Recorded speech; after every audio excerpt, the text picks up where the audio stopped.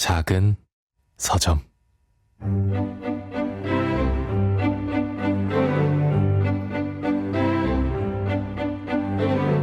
안녕하세요. 작은 서점에서 장강명의 인생책 코너를 맡고 있는 소설가 장강명입니다. 읽기의 미래라는 주제로 읽기의 지평을 넓혀가는 네 분을 모시고 있는데요. 오늘은 그 마지막 시간으로 출판사 유유희의 이지은 대표님과 함께합니다. 이지은 대표님은 베테랑 편집자로 분야를 넘나들면서 약 100여 종에 가까운 책을 만들어 오고 계신데요. 본인의 노하우와 경험을 공유하는 강의도 하고 독자를 만나는 여러 행사도 기획하며 활발히 활동 중이십니다. 이지은 대표님을 지금 만나보겠습니다.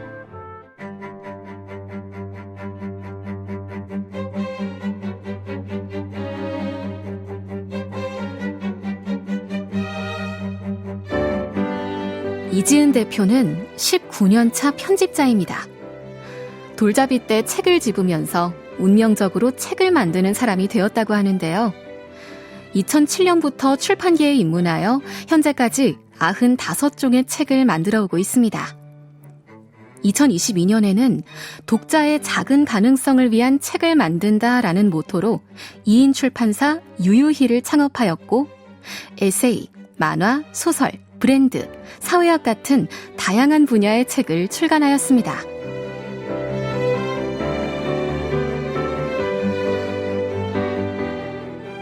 이지은 대표는 편집자를 대상으로 기획법을 강의하기도 하고 특히 독자와 만나는 일을 적극적으로 모색하는데요.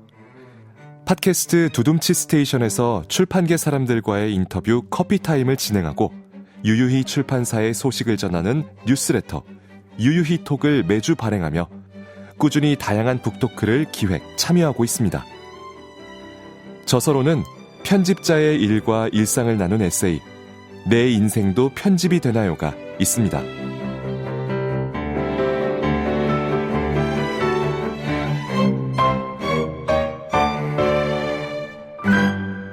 대표님 안녕하세요. 안녕하세요. 대표님 돌잡이 때 잡으신 책이 무슨 책이에요? 기억나세요? 제 기억은 없는데 사진이 남아 있어서 네. 미피 그림책을 잡았습니다. 대표님 부모님이 이제 그 책을 이렇게 네, 깔아놓고 올려놓으셨던 네. 것 중에 이렇게 손을 이렇게 뻗으려고 할 때 그거 말고 현금. 맞아요. 그랬을 텐데 기대를 배반하고 네. 입에 넣었습니다. 잡아서. 돌잡이 굉장히 신중하게 해야 되는군요. 돌잡이 때 이후 이 책과의 엮인 그 파란만장한 인생사는 저희가 내일 2부에서 여쭤보기로 하고요. 네. 오늘 대표님 인생책부터 이야기 나눠볼게요. 저희 프로그램이 게스트에게 인생책을 먼저 3권 혹은 4권 골라달라고 부탁을 드리고 그 중에 한 권을 정해서 이야기를 나누죠. 저희가 요청드렸더니 원도 작가님의 있었던 존재들, 미야노 마키코 이소노 마호의 우연의 질병, 필연의 죽음, 그리고 기시 마사히코의 단편적인 것의 사회학을 꼽아주셨습니다. 저희는 단편적인 것의 사회학 위주로 이야기를 나눌 건데 나머지 책들도 짧게 설명을 좀 들을까요? 있었던 존재들은 어떤 책인가요? 제가 원도 작가님을 독립출판물 경찰관 속으로라는 책을 통해서 처음 알게 됐는데요. 네. 현직 경찰로서의 어떤 그 직업적인 일의 애환 같은 것이 이제 적혀 있었는데, 네. 그리고 나서 있었던 존재들이 나왔는데, 과학수사팀으로 옮기셨더라고요. 그래서 네. 현장 감식 업무를 이제 하시면서 그 죽음을 이제 목도하는 그 주로 이제 변사자분들의 어떤 죽음이나 혹은 자살자분들의 그런 것들을 이제 목도하면서 본인이 그 마음 안에 해소되지 않는 어떤 감정들에 대해서 하나의 단어들을 이제 잡고 그 에세이를 쓰고 칼럼으로 이제 발표를 했던 건데, 네. 이제 칼럼집으로 엮여 나와가지고 저는 무척 의미 있게 읽었던 터라 한번 추천해봤습니다.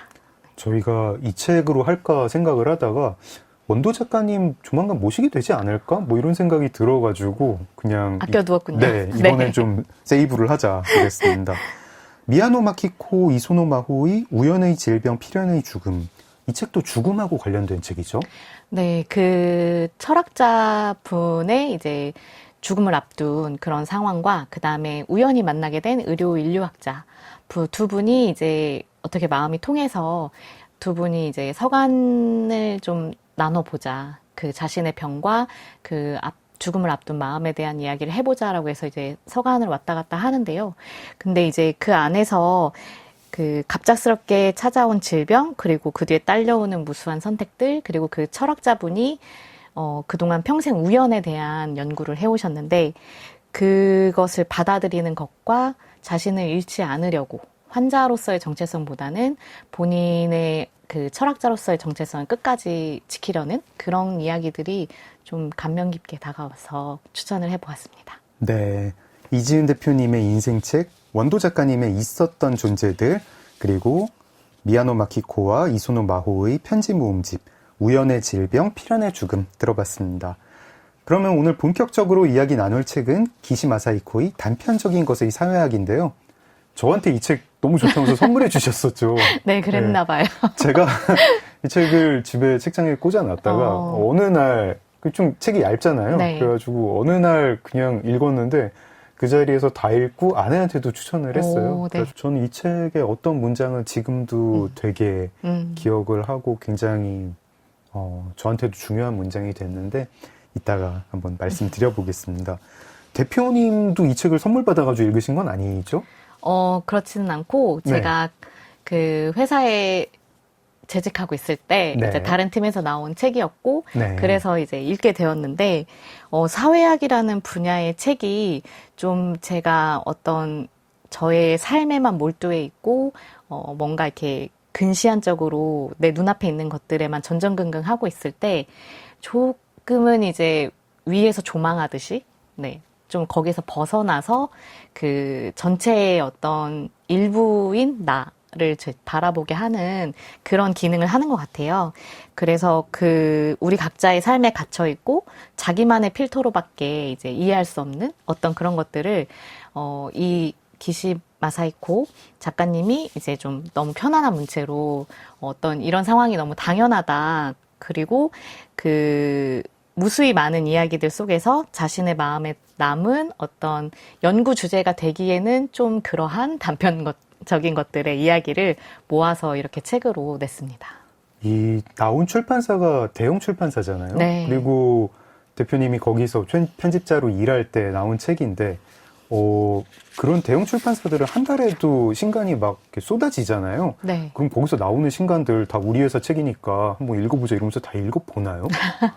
아니요, 다 읽지는 않고요. 근데 네. 이제 그 제목하고 이제 표지의 느낌상 이거 한번 손에 들어봐도 좋을 것 같은데 하고 읽기 시작했다가 근데 저도 이 책을 이제 한 10년 전에 그렇게 인생 책이다 하면서 너무 좋아했다가 네. 이번에 방송을 위해서 다시 한번 읽고 그렇게 하다 보니까 내가 왜 이 책을 그렇게 좋아했었는지도 다시 한번 깨닫게 되고 그랬습니다. 저도 이번에 다시 읽는데 이렇게 다시 또 뭉클 막 이랬습니다.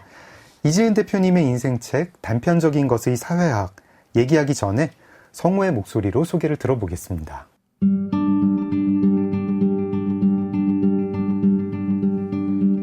이지은 대표의 인생책 단편적인 것의 사회학은 일본의 사회학자 기시 마사히코 교수가 수십 년간 인터뷰를 통해 수집한 단편적인 이야기들을 모아서 엮은 에세이입니다.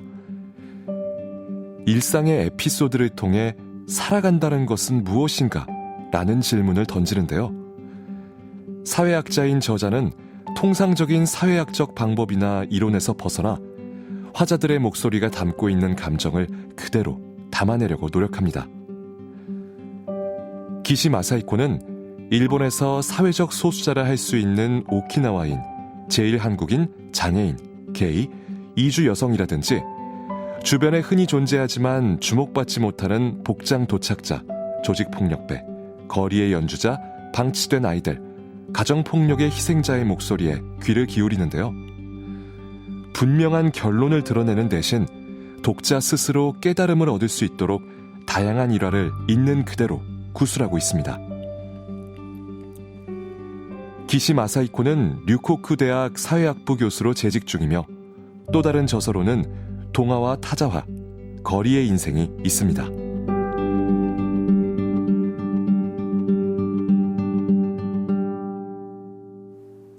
작은 서점 장강명의 인생책, 유유히 출판사 이지은 대표님과 함께하고 있습니다. 성우 설명을 들어봤는데요. 대표님도 좀 설명을 해주세요. 왜 단편적인 것이고 단편적인 것 그거랑 사회학 이게 어떻게 연결이 되는 거죠? 그리고 이 책은 왜 대표님의 인생책입니까? 이 책이 진짜 정말 한마디로 말하기 어려운 책이고요. 그래서 정말 설명하기 어려워요. 그래서 작가님이 고르지 않기를 바라면서 아, 던지기도 했었는데 제가 설명하기도 어려운데 은근히 이걸 입 밖으로 내서 말을 하려니까 발음도 좀 어렵더라고요. 단편적인 것의 사회학. 사회학 원래 이렇게 발음 어려웠나? 네. 네. 근데 이제 우리는 항상 내 삶에서 어떤 일이 벌어지면 그것에 대한 의미를 찾으려고 하고 혹은 이유를 찾으려고 하고 그런 것에 좀 몰두해서 살아가는데 이 책이 말하는 게 무의미한 우연들의 연속이 곧 우리의 삶이다라는 네. 이야기를 해요.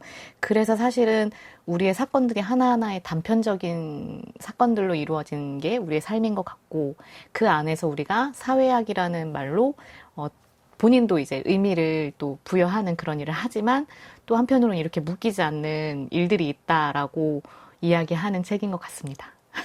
기시마 사이코는 사회학자죠? 맞습니다. 네. 네. 책을 읽다 보면 사회학을 부정하고 있어요. 맞아요. 네.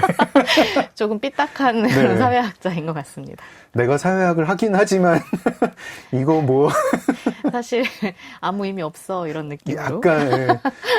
사회학에서 안 하는 게 더 중요한 건지도 몰라 뭐 이런 느낌에 좀 더 나아가면은 약간 서사 자체를 부정하고 글 쓰는 사람들도 부질없고 책 만드는 사람도 부질없다 뭐 약간 이런 아무튼 사회학자의 책이지만 사회학 서적이라고 부르기는 참 애매하고 말을 자체가 이제 좀 모순이죠. 분석할 수도 없고 이해할 수도 없는 것을 모아서 언어화하고자 했다. 말이 안 되는 걸 언어화하고자 했다. 이렇게 막 여러 가지 단편적인 에피소드들을 늘어놓습니다. 맞습니다. 네, 네. 그러면서 이게 무슨 의미가 있냐고 하면 나도 모르겠다. 뭐 이런데 읽다 보면은 막 그 에피소드들이 반짝거려요. 반짝거리고 뭉클하고 근데 왜 의미가 있는 건지는 모르겠고 무슨 의미야 하면 저자도 근데 나도 써놨지만 무슨 의미인지 참 청취자분들한테 그래도 요약 정리하기는 어렵고 어려워요. 네. 그냥 책에 나오는 에피소드 한두 개 정도 네. 대표님 이렇게 소개를 해주시면 어떨까요? 네. 기억에 그렇게 남는 에피소드, 기억에 남는 단편 음. 있었나요? 네. 일단 저는 첫 번째로는 토우와 화분이라는 이제 네, 에피소드인데 대문 앞 화단을 두고 인간관계를 좀 자연스럽게 맺는 여성들의 이야기 네. 이런 게 있는데 그 주로 이제 남성들은 그런 걸 잘 할 줄 모르고 네. 그리고 일 외에 대화를 그런 것들을 이제 소재를 꺼내기 어려워하고 그래서 고독하게 살다가 고독살 확률이 높다라고 이야기도 합니다. 네. 네. 그리고 저한테는 그 잘 모르는 사람하고 말을 거는 게 때로는 제가 취미로 하는 풋살로 이제 그런 사람들을 만나기도 하고 때로는 고양이를 키우는 사람의 입장에서 또 그런 이야기를 하고 이렇게 넓혀가는데 그렇게 좀 가볍게 우리가 대화를 많이 타인에게 열어둘수록 우리의 사회가 좀 더 말랑해지고 좋은 사회가 되지 않을까라는 생각이 들기도 하더라고요. 이게 어떤 얘기였죠? 뭐 토우 선생이라고 부르는 네, 어떤 분이 분이 있었죠. 있기도 하고. 어떤 분이었죠? 토우 선생 저도 잘 기억은 안 나는데 화분이 이제 집 앞에 집 화분이 앞에, 있을 때 네. 지나가는 이제 주로 어머님 세대 분들 정도가 이제 여기에는 뭐가 자라고 있다라는 얘기를 하거나 뭐 이 아이는 뭐 이렇게 해야 잘 자란다라거나 네. 이렇게 서로 그냥 툭툭 던지는 말들 그 화분을 매개로 한 그 이야기들이 이제 우리의 삶을 좀 더 의미 있게 해주는 것 같다라는 이야기를 했던 것 같습니다. 네. 토우와 화분 이야기. 저희가 이렇게 참 말씀을 드리면 청취자분들이 그게 뭐예요? 그게 끝이에요? 하실 텐데 그게 끝이에요. 되게 싱거운 이야기예요. 뭐 어쩌라는 거냐라고 물어보시면 어쩌라는 건 딱히 없다. 뭐 그런 거고. 네, 읽어보시면 알 것 같습니다. 네. 뭐 약간 좀 따뜻함이 약간 느껴지지만 무슨 뜻인지는 잘 모르겠는 그런 거고 토와 화분 좋습니다. 또 다른 에피소드 하나만 더 네, 설명해 주세요. 또 하나를 생각한 게 시계를 버리고 개와 약속하다라는 게 있는데요. 네. 여기에 이제 우리가 너무 사물이나 동물에게 의인화를 잘한다. 네.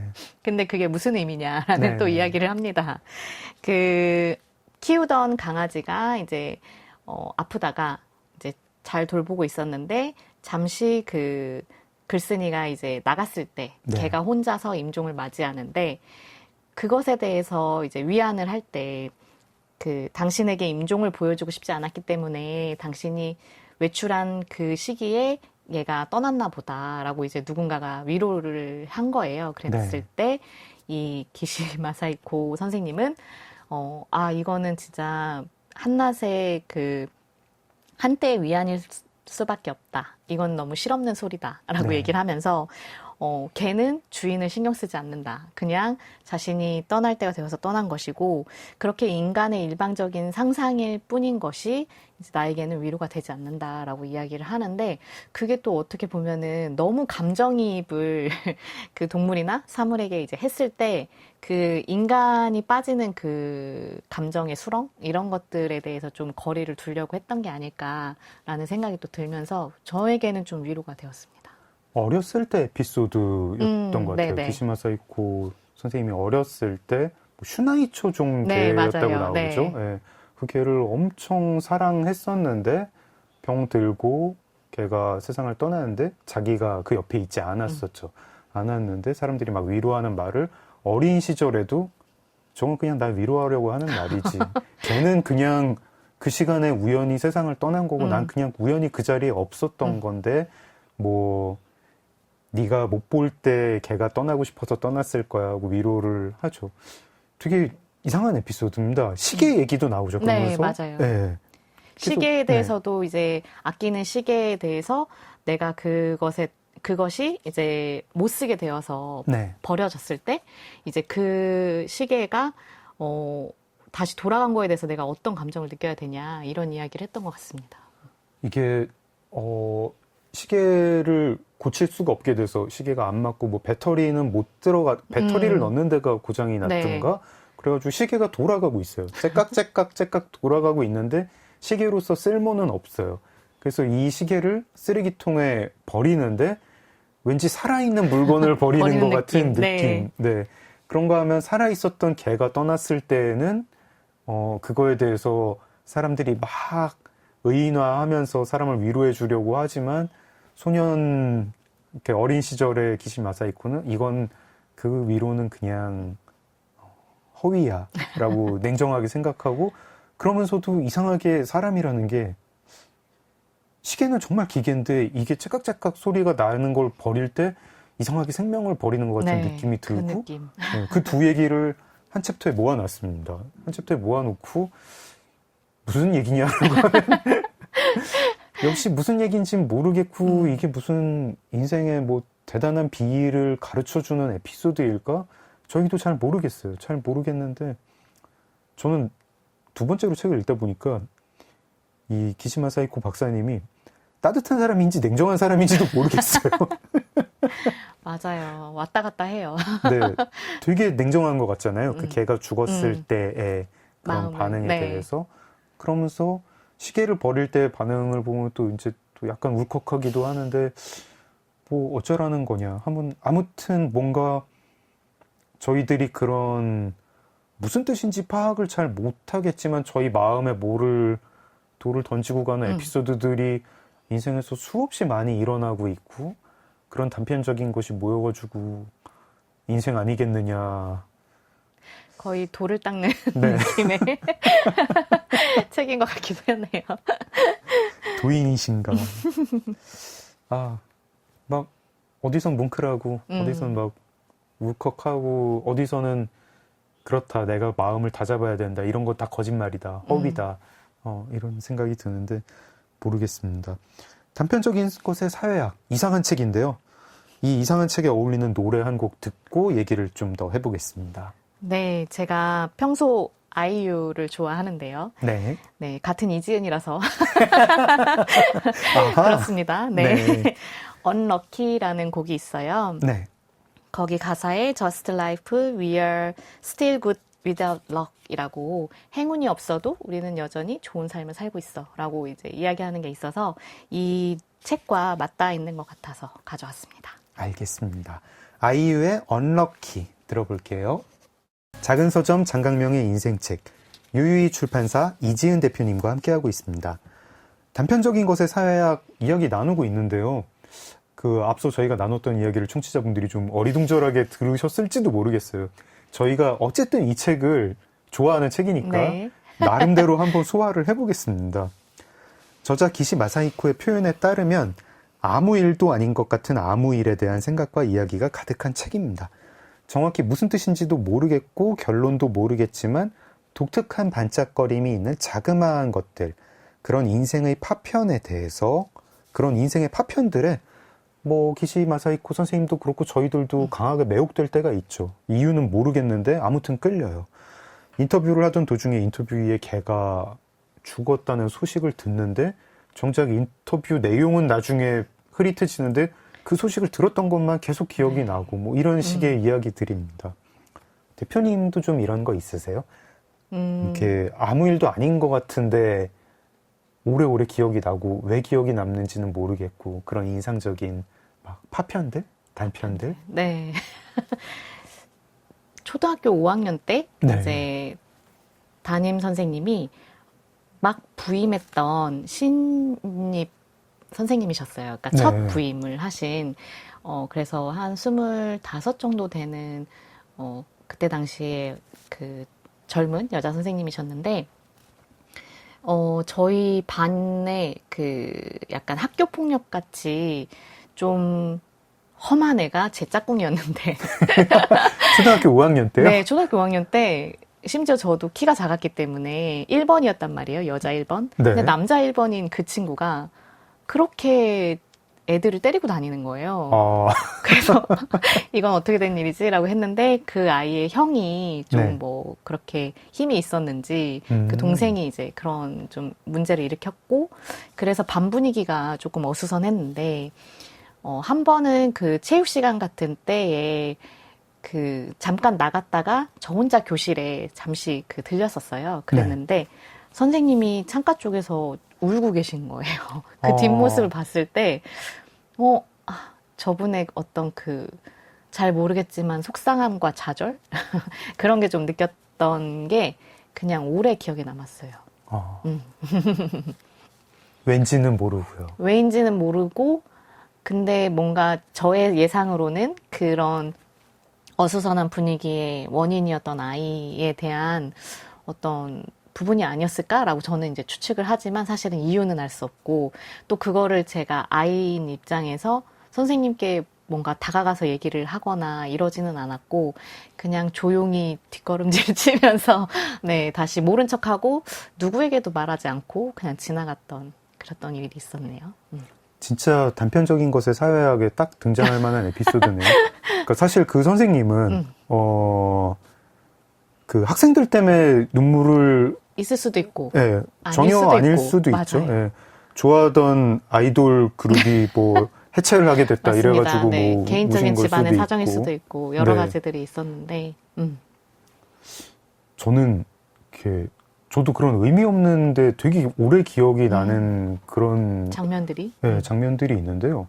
제가 옛날에 홍대 근처에서 술을 먹고 지하철로 터덕터덕 걸어가고 있었는데 거기 이제 지금은 이제 좀 깨끗한데 지금도 좀 주말 지나면 좀 지저분한데 네. 밤이고 지저분했어요. 근데 이렇게 쓰레기가 이제 거리에 있는데 그 쓰레기 한가운데 화분이 하나 있는 거예요. 꼭 단편적인 것의 사회학에 네, 나오는 화분이다. 거죠. 네. 꽃이 하나가 있는, 근데 좀 흉한 화분이었어요. 화분이 하나가 있고, 그 화분은 이제 바닥에 있으니까, 바닥에 있는데, 그 화분 옆에 뒤에요. 그래피티라고 하기에는 너무 낮은 위치에 너무 작게, 이렇게 일본의 짧은 시 뭐죠? 하이쿠. 하이쿠가 있었어요. 그 하이쿠 되게 유명한 하이쿠였는데, 저는 그때 그 하이쿠를 몰랐어요. 이게 그 하이쿠 명인이 쓴 거였는데 놀랍지 아니한가 번개를 보고도 인생이 짧다는 것을 모르다니 그 유명한 하이쿠였는데 그게 계속 기억이 나네요. 그게 무슨 뜻이냐고 물어보면 네. 모릅니다. 네. 또 이제 별 의미 없는 그런 유의 사건들인데요. 제가 예전에 한강을 자주 걸어 다녔었거든요. 네. 그 서강대교를 많이 걸어 다녔었는데 어느 날 밤에 이제 여의도에서 마포까지 그 서강대교 건너편까지 걸어가는데 그때 처음 본 거예요. 그 맨날 걸어 다니는 다리였는데 그 아, 네. 네. 자살하려는 사람들을 위해서 뭐 들면 바로 누군가 받는 전화기가 설치가 돼 있었어요. 네. 근데 거기에 뭐 아마 자살이라는 단어는 적히지 않았고 뭔가 좀 아름다운 단어로 뭐 이렇게 네. 적어놨던 것 같아요. 네. 그래가지고 근데 그 전화기에 이렇게 조명도 막 내려오고 해가지고 한참 다리를 걷다가 저게 뭐지? 저런 게 있었나? 네. 전화기를 한참 봤던 기억이 납니다. 네. 역시 무슨 의미라고 하면은 별 의미는 없는데 그 전화기 풍경이 계속 기억에 나 있습니다. 네. 계절은 어떤 계절이었나요? 여름이었던 것 같아요. 네. 네. 그리고 지금 생각인데 최근에 알게 됐거든요. 네. 사실은 한강 다리에 CCTV들이 있대요. 아, 네. 그래가지고 그런 극단적인 선택을 하시려는 분들을 미리 모니터링을 하고 출동을 하기 쉽게 네. 모니터링을 한다는데 그날 아마 CCTV로 그 광경을 보셨던 분은 뚫어지게 쳐다보고 저 있네. 청년 뭐야? 왜 저 전화기 앞에서 불길하게 저러고 쳐다보고 있어? 그럼 출동해야 같이 되나? 또 뚫어지게 쳐다보고 있었을 것 같네요. 네, 그랬을 것 같은 생각이 듭니다. 아까 제가 굉장히 이 책에서 그 강렬하게 기억하고 있는 문장이 있다고 말씀을 드렸는데 98쪽 문장입니다. 적어도 우리에게는 가장 괴로울 때 웃을 자유가 있다. 가장 힘든 상황 한복판에서조차 거기에 얽매이지 않을 자유가 있다. 이 두 문장이고요. 자주 생각을 합니다. 네, 저도 밑줄을 쳐놨던 문장이어서 반가웠고요. 아, 저는 이제 사실 힘들 때 잘 웃는 사람이 아니에요. 너무 투명해서 힘들면 힘든 표정 다, 기색 다 내고. 근데 이제 요즘에 그런 생각을 하는데, 그렇게 힘든 상황에서도 웃게 만드는 누군가. 그 유머의 힘에 대해서 생각을 하게 됐어요. 네. 그러니까 어떤 같은 상황에 처해도 마냥 진지하게 심각하게 막 그것에 대해서 파고드는 그런 것이 아니라 조금은 그 상황에서 한 발짝 떨어지게 만드는 그 상황을 좀 유연하게 만드는 그런 유머가 필요하지 않나? 라고 생각을 하고 그 유머를 사실은 제가 유머가 없는 사람이다 보니까 그 유머를 갖는 사람을 내 주변에 많이 모아놔야겠다. 이런 생각도 최근에는 좀 했습니다. 이 책 읽다가 이 문장 접한 분들은 다 아마 좋아하실 네, 거예요. 맞아요. 멋있는 문장이잖아요. 그리고 저는 그 다음엔 이 책을 읽을 때는 멋있다고 생각했다가 그 다음에 이제 괴로운 상황을 겪게 되니까 괴로운 상황에 무슨 그런 자유가 있어. 다 울부짖는 거다 그냥. 그렇죠. 네, 충분히 이런- 울부짖을 네, 그런 그런 게 생각도 있어야 하다가 되고. 네. 혹시 스마일이라는 노래 아세요? 스마일 노래 가사가 딱 네. 그건데요. 오. 이게 아마 모던 타임즈 끝날 때 나오는 네. 노래일 거예요. 네. 찰리 채플린이 작곡을 한 노래인데 심지어 네. 네. 네. 작곡도 했구나. 네네 천재였습니다. 그래서 정말 괴로울 때 웃는 사람이 멋있는 사람이구나. 모던 타임즈도 끝이 되게 멋있었고 네, 그렇게 생각을 했었어요. 책을 이제 다시 읽다 보니까 이 문장이 나오는 데에서 여러 가지 이상한 유머가 나오는데 찰리 채플린도 생각나고 그랬습니다.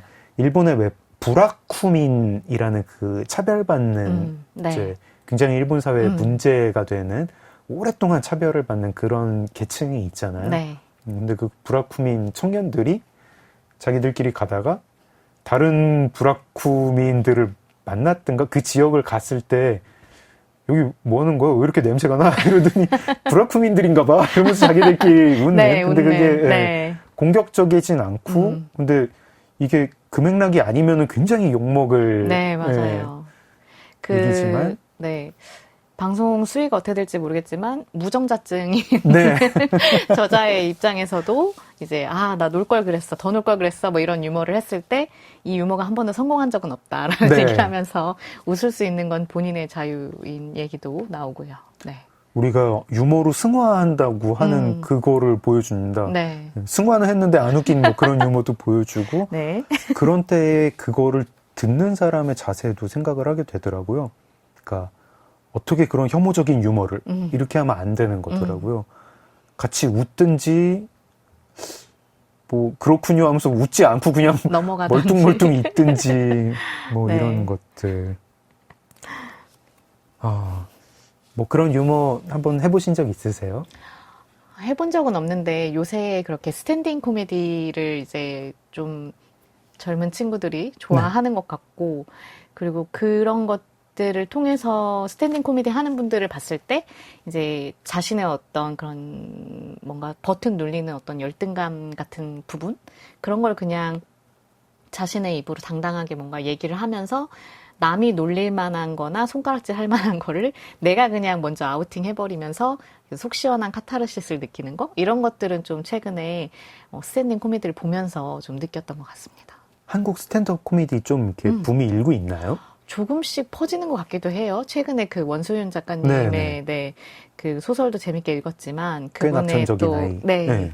그 영상들을 또 보다 보니까 아 저런 걸 또 이렇게 공연으로 즐기시는 분들이 최근에 매진도 많이 됐다는 얘기를 들어서 네, 점점점 이제 어떤 자신의 삶의 그런 위기나 혹은 슬픔에 대한 것을 웃음으로 좀 보여주려고 하는 그런 문화가 생기고 있구나라는 생각도 했습니다. 그 원소윤 작가님도 저희가 조만간 모실 예정이거든요. 네. 되게 조회수가 엄청 날 것 같네요. 제가 유머 감각 없는데 어떻게 이렇게 모셔야 되나? 잘 받아주세요. 기시마 사이코 이 서사에 대해서도 뭔가 독서를 날리십니다. 네.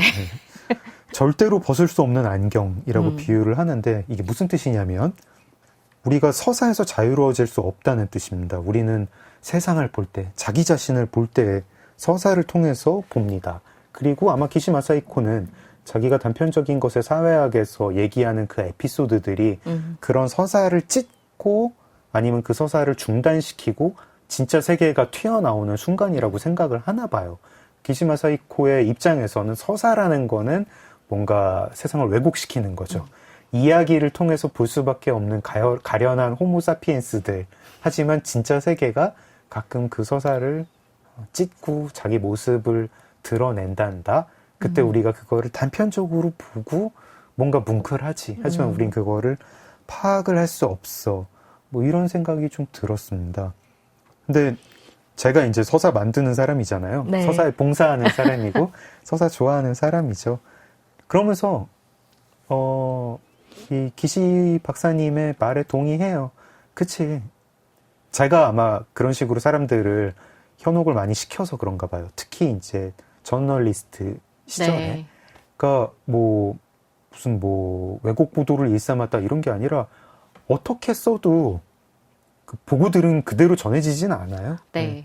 뭐 기사의 제목이라는 게 헤드라인이라는 게 있고 거기에 맞춰가지고 되게 정돈되게 쓰지만 실제로 현장에 가면은 그렇지 않거든요. 뭐 막 난장판인데 난장판인 거를 이렇게 기사를 보면은 정돈이 돼서 아 뭐 이것 때문에 이런 사건이 일어났겠구나 하지만 그거 아니라는 거 제가 제일 잘 알고 있었어요. 그런 거 아니었는데 그냥 이렇게 정돈을 해놨을 뿐인데 이상하게 또 그런 서사가 힘이 있어가지고 많은 언론이 정돈을 해놓으면은 그 사건에 연루된 사람들도 지금 그런 서사가 진행 중이구나.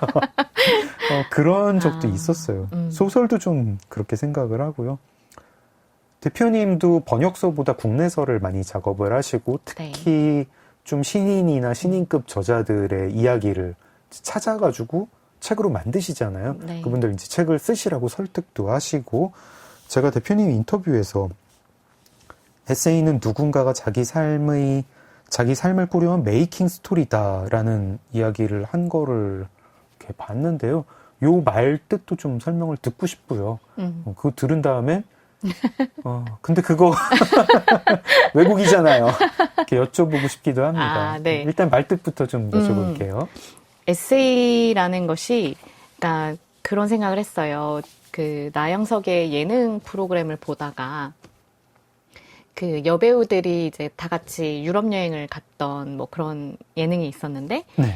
그것이 이제 방송이 무사히 다 끝난 다음에 네. 제작진들이 그 추억을 기억하기 위해서, 기념하기 위해서 메이킹 북을 하나 준비해서 그 분들에게 나눠준 거예요. 네. 근데 그것이 이제 그동안 그분들이 이제 쭉 경험했던 그 여행의 어떤 순간들을 이제 모으고 그것에 이제 짤막한 메모들을 써서 이렇게 주었겠죠. 근데 그렇게 딱 건네는 순간 그걸 보고 있던 저는 아, 에세이라는 거는 저렇게 남들이 이제 눈앞에서 겪었던 그런 어떤 하나의 시간들이 지난 다음에 그것을 다시 기록하는 그 의미에서의 메이킹 스토리겠구나라고 생각이 들어서 그 삶의 비하인드, 나만이 이제 겪었기 때문에 내가 쓸 수 있는 어떤 이야기 이런 것들을 주로 꺼내자고 많이 제안하는 중입니다. 근데 이 사람한테 이런 이야기가 있겠구나라고 짐작을 할 때 네. 사실은 그런 건 없을 수도 있다는 게 기시 선생님의 주장인 거죠? 맞습니다. 저희가 그렇게 네. 받아들여야 되는 네. 거죠?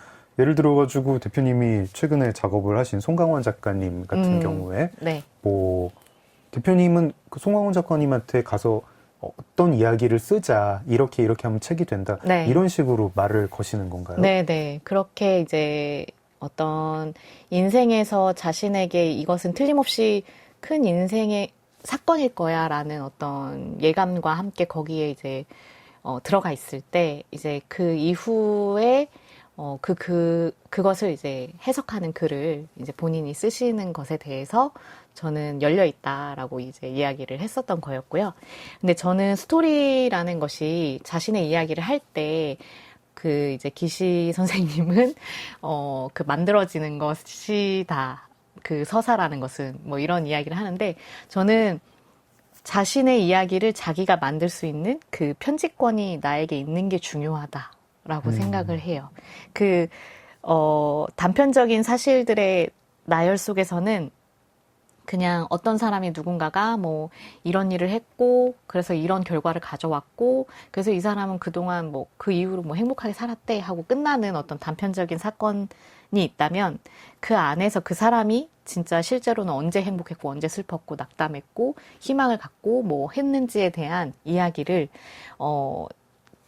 들어보는 거 그리고 그걸 자신의 삶을 이야기하는 거 그것에 대해서 저는 좀 끌리는 것 같고 그래서 사람들에게 자꾸 그 이야기를 써보자, 자신의 이야기를 써보자라고 제안을 하는 것 같아요. 책이 되지 않더라도 자기 인생에 일어났던 사건들을 좀 서사로 만들어가지고 간직하는 게 네, 그것을 좋다. 네, 그리고 자신이 편집하는 것이 또 중요하다라고 생각하는데요. 그러니까 예를 들면 타인들이 봤을 때는 저 사람은 틀림없이 불행하고 지금 굉장히 슬픈 상황일 거야라고 생각하는 것과 나는 그 슬픔과 불행을 겪고 있지만 이 안에서 내가 구체적으로 세세히 겪는 어떤 기쁨과 슬픔에 대해서 그 중에 내가 기억하고 싶은 걸 기록하는 거. 예를 들어서 네. 어떤 소년이나 소녀가요. 굉장히 아끼는 개가 있었어요. 근데 그 소년, 소녀가 아끼는 개가 죽을 때 옆에 있지 못하고 밖에 나가 있었습니다. 그래가지고 내가 사랑하던 개가 세상을 떠났는데 나는 그 곁에 있지도 못하고 저 개는 세상을 떠날 때 나 없이 외롭게 떠났겠구나 라고 하면 대표님은 옆에서 그때 뭔가 스토리를 만드는 게 낫다고 생각을 합니까? 자신에게 조금 위안이 되는 방향으로 그거를 쓰는 것이 저는 좋다고 생각을 해요. 아마 그 개가 네가 없을 때를 일부러 택해서 떠났을 거야. 이렇게 네. 그렇게 그게 위로를 자신에게 하는 게 만약에 그것이 그렇게 말하는 게 자신에게 위안이 된다면 그렇게 일기장에다가 써놓거나 네. 뭔가 기록을 해놓으면 그 다음에 이제 그 순간을 다시 돌아볼 때 저는 그게 위안이 될 거라고 생각을 하거든요.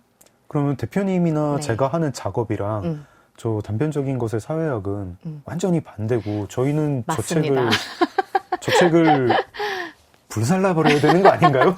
그런데 그런 의미 부여를 하면서 만들어가는 서사의 세계에 저희는 복무하고 있고 근데 그 외적으로 사실은 진짜 삶의 진실은 이런 단편적인 것들이 우리에게 랜덤하게 던져지는 것들이 있어. 그리고 그것을 우리는 부정할 수 없고 거기에 끌리게 되어 있지라고 얘기하는 것 같아요.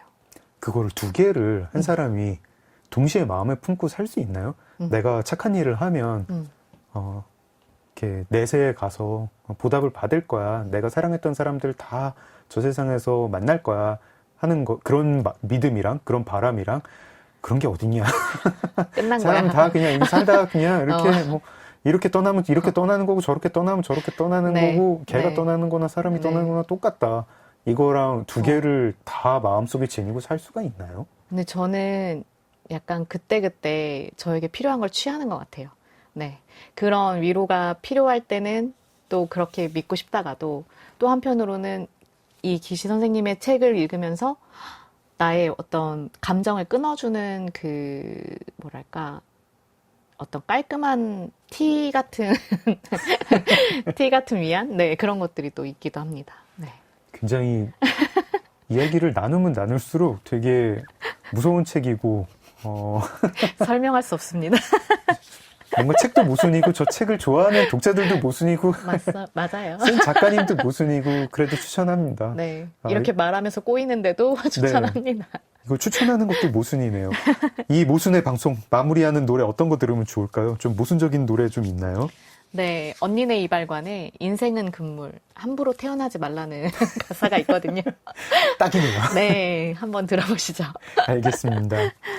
작은 서점 장강명의 인생책 유유히 출판사 이지은 대표님과 함께했습니다. 이지은 대표님의 추천곡 언니네 이발관의 인생은 금물 들으면서 저희는 내일 2부에서 뵙겠습니다. 대표님 감사합니다. 감사합니다. 그리고 청취자님께서 이런 댓글을 올려주셨어요. 아이디가 안나요님이신데요. 좀 쑥스럽지만 소개해드리겠습니다. 링컨에게 슈워드가 있다면 저에게는 장강명의 인생책이 팍팍한 일상에서 공허하지 않게 만들어주는 귀한 시간입니다. 감사합니다. 아마 트레바리 윤수용 대표님 편 들으셨나 봅니다. 저한테도 이런 귀하게 들어주시는 청취자분들이 제 일상을 공허하지 않게 만들어주고 계십니다. 고맙습니다. 오늘도 함께해 주신 청취자 여러분 고맙습니다. 작은 서점 장강명의 인생책 오늘 문 닫겠습니다. 소설가 장강명이었습니다.